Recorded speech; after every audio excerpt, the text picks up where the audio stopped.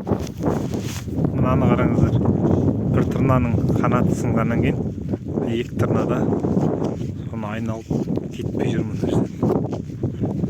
Кішкене мүмкіндік болса жақындатып көрсетейін.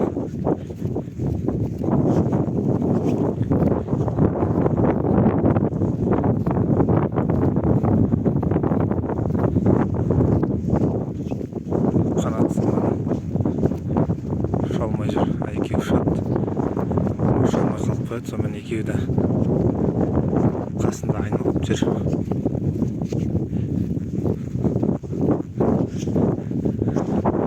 Махаббатпен жаратқан адамзатты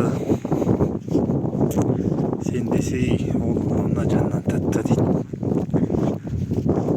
Абай атамыз керемет жырлап кеткен екен. Алланың жүз мейірі